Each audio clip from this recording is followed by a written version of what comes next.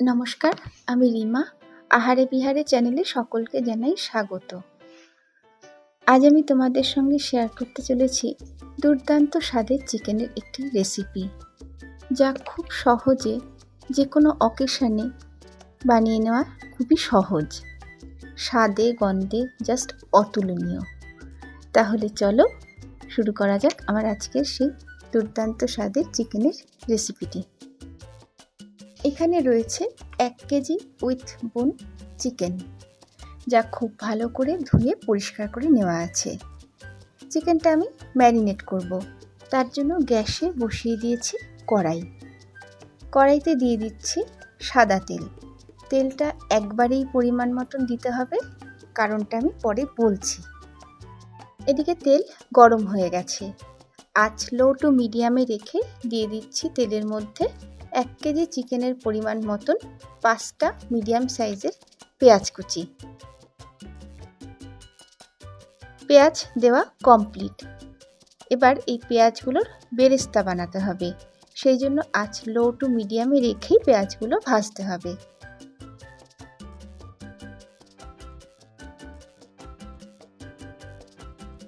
দেখো, বেরেস্তা কিন্তু অলমোস্ট হয়ে এসেছে, আর একটুখানি ভাজলেই হয়ে যাবে। ব্যাস, বেরেস্তা রেডি। তেল থেকে বেরেস্তাগুলো একটু ছেঁকে নেওয়ার চেষ্টা আর কি। এবার একটা পাত্রে তুলে নেব। গ্যাস আপাতত বন্ধ করে দিলাম, কারণ চিকেন রিলেটেড কিছু এই মুহূর্তে আমার গ্যাসে করার নেই।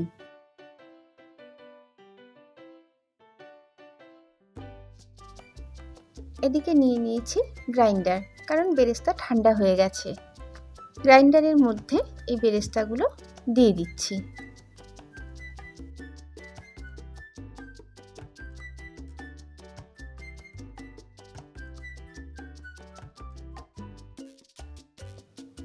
সঙ্গে দিচ্ছি প্রায় 15-16টা করে আমন্ড বাদাম আর কাজু বাদাম।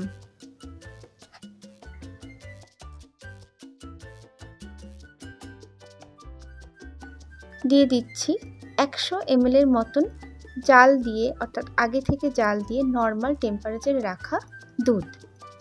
এই যে দুধটা দিলাম, এখানে তোমরাও কিন্তু দুধটা দিও। এবার একটা মোলায়েম পেস্ট বানিয়ে নিতে হবে। পেস্ট তৈরি। আমি গ্রাইন্ডার থেকে পেস্টটা একটা বাটির মধ্যে ঢেলে নিয়েছি, কারণ খুব ঘন পেস্ট গ্রাইন্ডার থেকে ব্লেডের জন্য কাচিয়ে নিতে অনেকটা সময় লাগে। নেক্সট স্টেপে চলে যাই। কি করব? এই যে পেস্টটা দেখছো, এই চিকেনের মধ্যে পেস্টটা ঢেলে দিচ্ছি।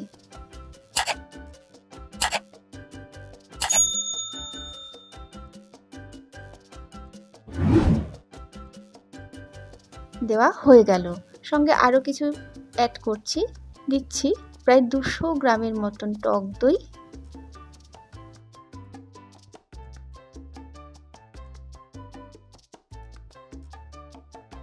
এক চা চামচ রোস্টেড জিরে গুঁড়ো।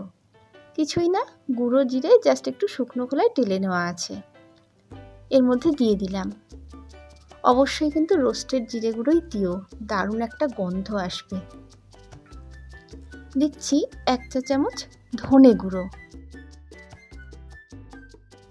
কাশ্মীরি লঙ্কার গুঁড়ো দিচ্ছি 2 চা চামচ। প্রায় 1.5 চা চামচ দিয়ে দিচ্ছি লাল লঙ্কার গুঁড়ো। ঝালটা কিন্তু তোমরা তোমাদের স্বাদেই দেবে। হাফ টেবিল চামচ দিয়ে দিচ্ছি গোলমরিচ গুঁড়ো। গোলমরিচ গুঁড়ো কিন্তু তোমরা তোমাদের স্বাদেই দেবে, ঝালটা এক কথা তোমাদের স্বাদেই দিও। হাফ চা চামচ থেকে সামান্য কম দিয়ে দিচ্ছি হলুদ গুঁড়ো। হলুদ কিন্তু সম্পূর্ণ অপশনাল, চাইলে স্কিপও করতে পারো। গরম মশলার গুঁড়ো দিয়ে দিচ্ছি 1 চা চামচ। এই দেখো, এটা হলো বেরেস্তা ভাজা তেল। এই তেলটা আমি এর মধ্যে ঢেলে দিচ্ছি। সেই জন্য শুরুতেই বলেছি এমন পরিমাণে তেলটা দিতে হবে যাতে পুরো চিকেনটা রান্না হয়ে যায়, কারণ তেলটা অসাধারণ একটা গন্ধ হয়ে রয়েছে।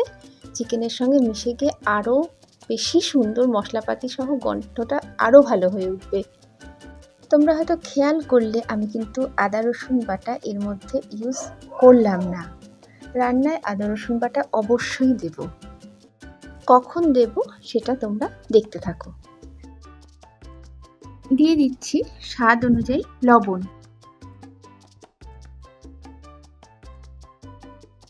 এবারে একসাথে ভালো করে মাংসটা মেখে নিতে হবে। এই যে ম্যারিনেট করে নিচ্ছি, এই ম্যারিনেটেড চিকেনটা যদি ওভারনাইট রেখে দেওয়া যায় স্বাদ আরও ভালো হবে, আর না হলে মিনিমাম 1 ঘন্টা কিন্তু রাখতেই হবে।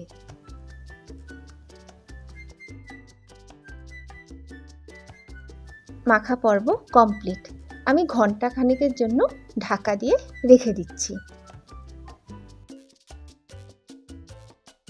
1 ঘন্টা বাদে ফেরত আসলাম। গ্যাসে কড়াই বসানো হয়েই গেছে।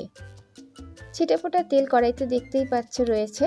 এবার এই ম্যারিনেটেড চিকেনটা কড়াইয়ের মধ্যে ঢেলে দিচ্ছি।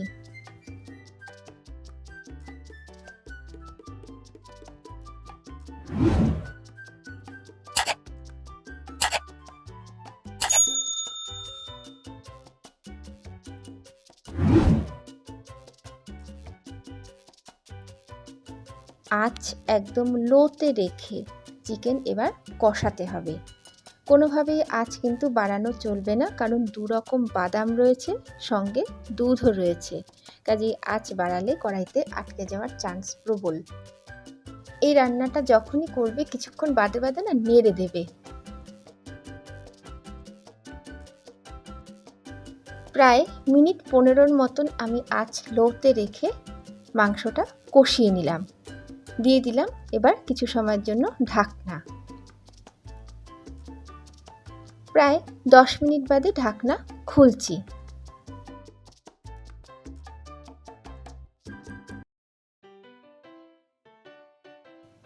আপাতত আবারও একটু নেড়ে নিচ্ছি, কারণ জল এখনো অবধি পড়েনি তো, তাই কড়াইতে যদি আটকে যায় সেই ভেবেই কিন্তু মাঝে মাঝে আবারও বলছি নাড়তে হবে যতক্ষণ না জল দিচ্ছ। একটা কথা বলে দিই, এই রেসিপিতে টমেটো কিন্তু দেবে না। ঠিক যা যা ইনগ্রিডিয়েন্টস ইউজ করলাম সেগুলোই দিও।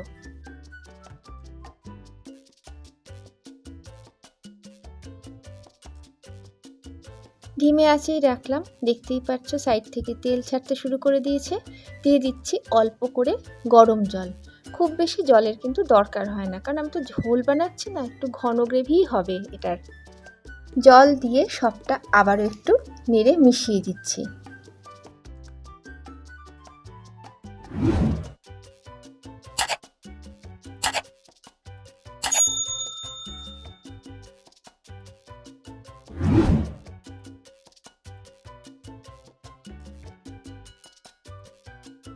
আবারও দিয়ে দিলাম কিছু সময়ের জন্য ঢাকনা।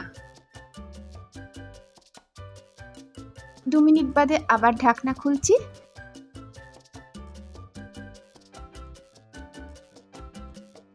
ঢাকনা খুলে আবারও খানিকটা নেড়ে দিচ্ছি। শুরুতেই বলেছি কিছুক্ষণ বাদে বাদেই কিন্তু রান্নাটা নেড়ে নিতে হবে। এবারে ফুটতে দিলাম।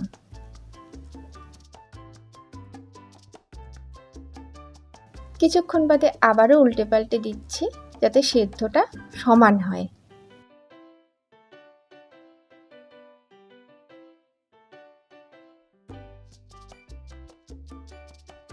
আবারও একটু ফুটতে দিলাম।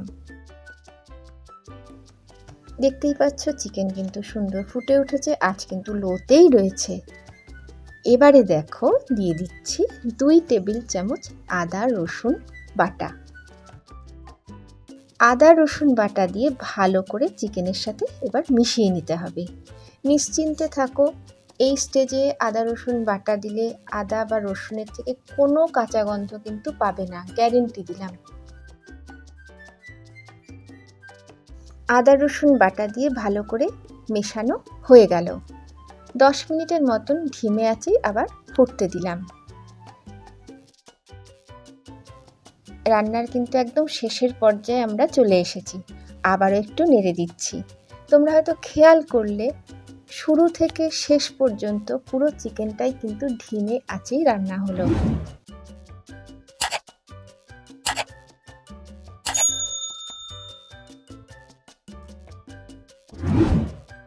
এদিকে রান্না কিন্তু কমপ্লিট, গ্যাসও বন্ধ হলো। তৈরি হয়ে গেল আমার আজকের স্পেশাল চিকেনের একটি রেসিপি। একটা বাটিতে সার্ভ করে নিয়েছি। ফর গার্নিশিং দিয়ে দিয়েছি সামান্য ধনেপাতা আর একটা কাঁচা লঙ্কা। এই রেসিপিটি তোমরা ফ্রাইড রাইস, পোলাও বা বিরিয়ানির সঙ্গে ইজিলি খেতে পারবে। আর যদি রুটি বা রুমালি রুটি বা নান এসবের সঙ্গে খাও, তখন কি করবে, চিকেনের মধ্যে একটুখানি ধনেপাতা কুচিয়ে ঢাকা দিয়ে দেবে। দারুণ খেতে লাগবে, এই গ্যারেন্টি কিন্তু দিলাম। বন্ধুরা, আমার আজকের চিকেন রেসিপি, এক কথায় যদি বলা যায় স্পেশাল চিকেন রেসিপি, তোমাদের কেমন লাগলো কমেন্ট করে জানিও। যদি ভালো লাগে, সামনে তো জামাই ষষ্ঠী, ইজিলি কিন্তু বানিয়ে নিতেই পারো, আর কমেন্ট করে আমাকে জানিও। তাহলে আজকের মতন ভিডিও এখানেই শেষ করছি। সবাই ভীষণ ভালো থেকো, আনন্দে থেকো। নমস্কার।